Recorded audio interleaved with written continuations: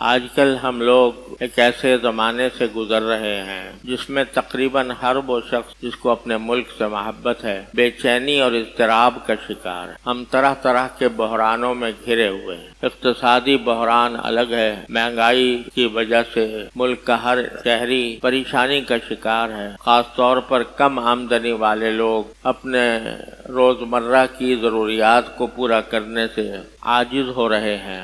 ملک مالی اعتبار سے انتہائی کمزور ہو چکا ہے، اقتصادی بدحالی میں ہم لوگ مبتلا ہیں، اور اس قسم کے حالات بعض اوقات قوموں پر آتے ہیں، لیکن اگر قوم متفق ہو اور یکجہتی کے ساتھ، مفاہمت کے ساتھ، باہمی اتفاق کے ساتھ ان مشکلات کا مقابلہ کرنے کے لیے تیار ہو تو رفتہ رفتہ ان مشکلات کا ازالہ ہو جاتا ہے۔ لیکن افسوس یہ ہے کہ اس وقت قوم خود بٹی ہوئی ہے اور شدید انتشار کا شکار ہے، اور سیاسی اعتبار سے سارا ملک اور قوم اس طرح بٹے ہوئے ہیں کہ ایک دوسرے کے جانی دشمن بنے ہوئے۔ یہ انتہائی خطرناک صورتحال ہے، اور اس صورتحال سے بچنے کا اور اس سے نکل کر امن اور استحکام حاصل کرنے کا اس کے سوا کوئی اور ذریعہ نہیں ہے کہ ہم اللہ تبارک و تعالیٰ کی طرف متوجہ ہوں، اپنے گناہوں سے اللہ تعالیٰ کی حضور مغفرت مانگیں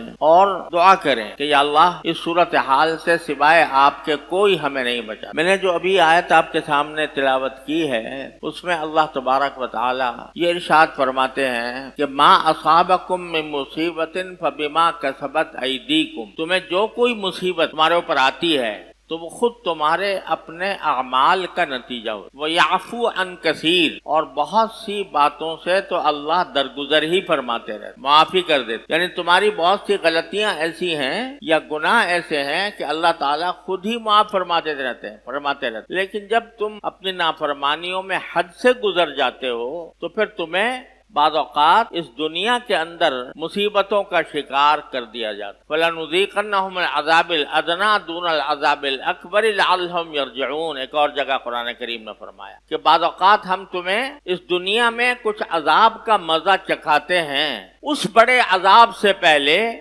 جو آخرت میں آنے والا ہے۔ نافرمانیوں کا اور گناہوں کا ایک اصلی جو عذاب ہے وہ تو مرنے کے بعد جب آخرت کی زندگی آئے گی اس وقت ہوگا، اللہ تعالیٰ ہر مسلمان کو اس سے محفوظ رکھے۔ لیکن اللہ تعالیٰ فرماتے ہیں کہ کبھی کبھی ہم دنیا میں تمہیں اسی دنیا میں کسی عذاب کا مزہ چکھاتے ہیں۔ کیوں چکھاتے ہیں؟ لعلہم یرجعون، تاکہ جن لوگوں کو وہ عذاب کا مزہ چکھایا گیا ہے وہ ہماری طرف رجوع کریں، ہماری طرف لوٹ آئیں۔ تو اس میں اللہ تبارک و تعالیٰ نے اس آیت میں یہ بات بتا دی کہ جب ہم کبھی تمہیں تمہارے اعمال کی وجہ سے، تمہاری غلطیوں کی وجہ سے، تمہاری نافرمانیوں کی وجہ سے جب اس دنیا میں کوئی عذاب تم پر مسلط کرتے ہیں تو اس کا واحد راستہ کیا ہے؟ لعلہم یرجعون، کہ اللہ تبارک و تعالیٰ کی طرف رجوع کرو، اللہ تعالیٰ سے مانگو۔ اور اللہ تعالیٰ سے کیا مانگو؟ ایک تو یہ بات مانگو کہ یا اللہ ہم پر جو کچھ صورتحال مسلط ہے وہ یقیناً ہمارے اپنے اعمال کی بدولت ہے۔ تو اللہ سب سے پہلے تو ہم آپ کی بارگاہ میں مغفرت مانگتے ہیں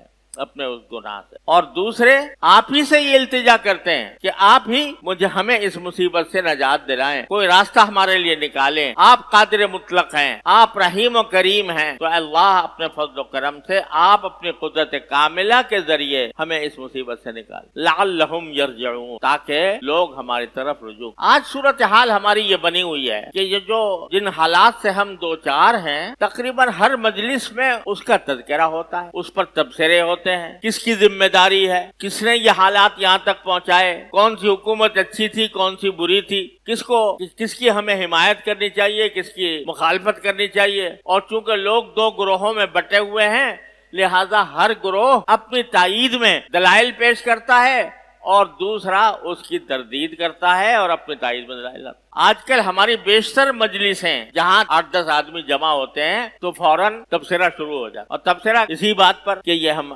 کس پر پریشانی میں آ گئے ہیں، ہمارے مالی حالت خراب ہو گئی ہے، ہماری حکومت خراب ہو گئی ہے، ہمارے ادارے برباد ہو رہے ہیں۔ یہ ساری باتیں زبانی طور پر ہم کرتے رہتے ہیں، اس میں بحث مباحثہ بھی ہوتا ہے، اور بحث مباحثے کے نتیجے میں ایک دوسرے کے اوپر حملے بھی ہوتے ہیں، زبانی ہو یا جسمانی ہو۔ یہ ساری باتیں ہو رہی ہیں، اور اس کی وجہ سے قوم مزید اضطراب، مزید بے چینی کا شکار ہو رہی ہے. لیکن یہ خیال نہیں آتا کہ یہ حالات کیا خود سے پیدا ہو گئے ہیں، یا ان حالات کا حل کیا ہے کہ ہم جس کے قبضے قدرت میں سارے حالات ہیں اس کی طرف رجوع کریں. یہ فضول بحث و مباحثے کرنے کے بجائے، فضول تبصرے کرنے کے بجائے اللہ تعالیٰ سے رجوع کریں کہ یا اللہ اپنے فضل و کرم سے ہمیں ان حالات سے نکال دے. لیکن افسوس یہ ہے کہ ان برے حالات میں بھی، جبکہ ہر شخص کی زبان پر ان برے حالات کا شکوہ ہے اور اس ذمہ داری پر بحث ہے کہ یہ آیا پچھلی حکومت کی گڑبڑ تھی، اس نے یہ حالات پیدا کیے، یا موجودہ حکومت کی ہے کہ اس نے یہ حالات پیدا کیے.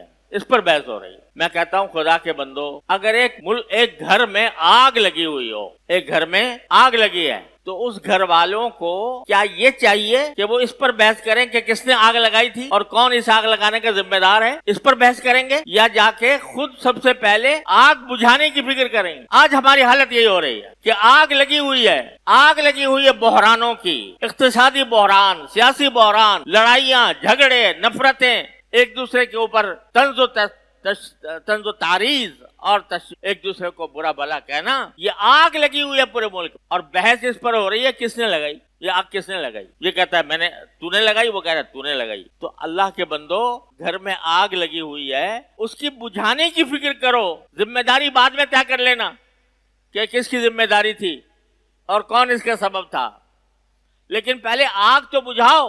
اور اس آگ کو بجھانے کا واحد راستہ قرآن نے یہ بتایا ہے کہ لعلہم یرجعون.